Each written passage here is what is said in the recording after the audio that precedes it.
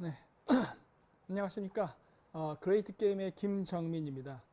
오늘 주제는 역사 패권 전쟁이라고 잡아봤습니다.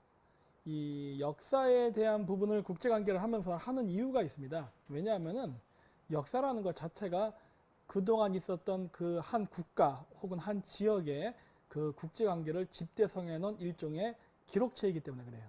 따라서 그 역사를 공부한다는 것과 국제관계를 공부한다는 것은 매우 밀접한 관계가 있어요. 왜냐하면 국제관계는 현재의 역사고 그 우리가 배운다는 역사는 근대사 혹은 고대 쪽까지 합친 모든 국가 간의 국제관계를 대변하기 때문입니다. 우리가 실질적으로 역사책을 보면은 그 역사책 안에는 맨날 어느 왕 때 전쟁했다, 어느 왕 때 침략을 당했다, 뭐 하여튼 맨날 전쟁의 기록이 대부분인 걸 알 수 있어요. 그리고 그 전쟁이 났을 때 그 전쟁에 이기기 위해서 주변 국가들끼리 어떻게 상호 그 뭐랄까 공조를 취하면서 싸웠는가, 이런 것들이 많이 그 기록이 되어 있기 때문에 어차피 그 고대의 역사의 그런 기록들은 국제관계의 한 연장선이라고 우리는 볼 수 있습니다. 그러한 의미에서 저는 이 국제관계를 하면서도 역사를 그 연구하게 되었습니다. 그래서 오늘 제목은 역사 패권 전쟁이라고 지었고요. 이 역사 패권 전쟁이 왜 중요한지에 대해서 오늘은 강의를 한번 해보도록 하겠습니다. 먼저 그 광고를 먼저 광고를 먼저 알려드리도록 하겠습니다.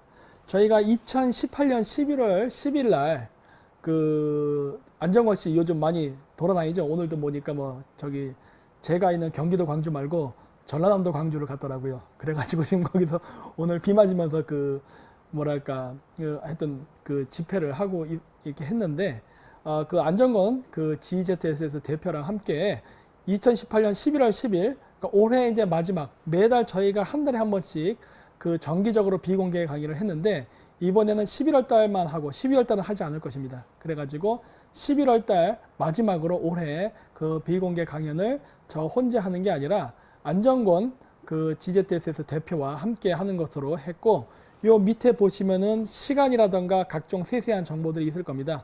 그래서 여기를 보시고서 여기에 맞춰가지고 그 신청을 해주시기 바랍니다. 그래서 이번에 그 저희가 그 협동 콘서트를 이번에 한번 열리게 됐으니까 올해 마지막 가기 전에 그 한번 많은 그런 그 관람 부탁드립니다. 이번 주제는요, 여기도 써 있지만은 다음, 그러니까 차기 정권 지도자의 자격 요건과 정책 해가지고 실질적으로 우리가 어떠한 것을 준비해야 되고 무슨 대책을 마련해야 될 것인가에 대한 고민을 하는 시간을 갖도록 하겠습니다.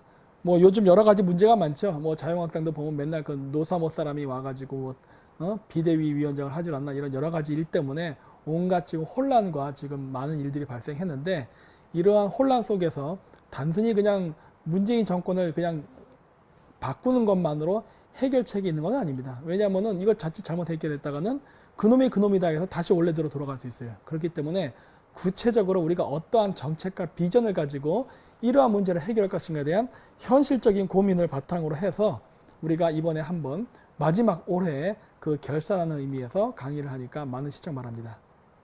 자, 그래서 본격적으로 들어가겠습니다. 그래서 최근에 있었던 일 중에 이런 게 있었죠. 그 구하라, 이게 구하라가 카라인가? 카라라는 그 그룹 그거죠. 제가 그 원래 연예계를 잘 모릅니다.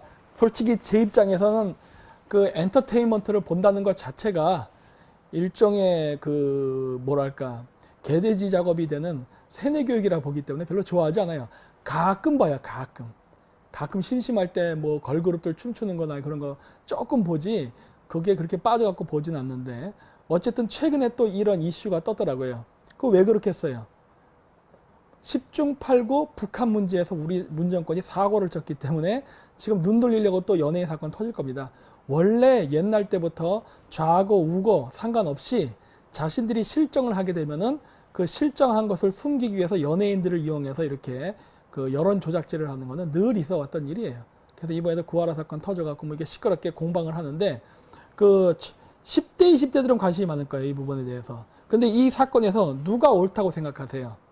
뭐 여러 가지 이런 거 갖고서 막 누가 옳다 뭐 온갖 방송이나 이런 데서 이게 평론을 내리는데, 결국 이거는 누가 이기느냐? 강한 놈이 이깁니다. 저는 그렇게 봐요. 진실, 역사에서 별로 중요하지 않아요.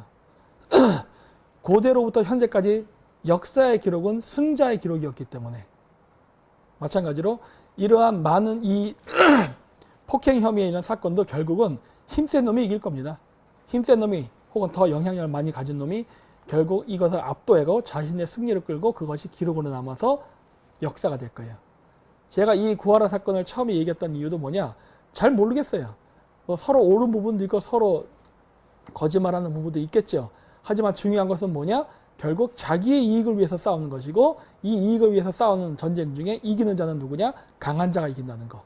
이것 때문에 제가 오늘 역사 패권 전쟁 첫 시작 부분에서 요거를 보여드렸습니다. 그래서 이제 제야사학. 이 제야사학은요, 우리나라에 그런 게 있습니다. 우리나라의 그 역사를 구별할 때 제야사학, 크게 민족사학과 제야사학은요, 제야사학. 우리나라에 그런 게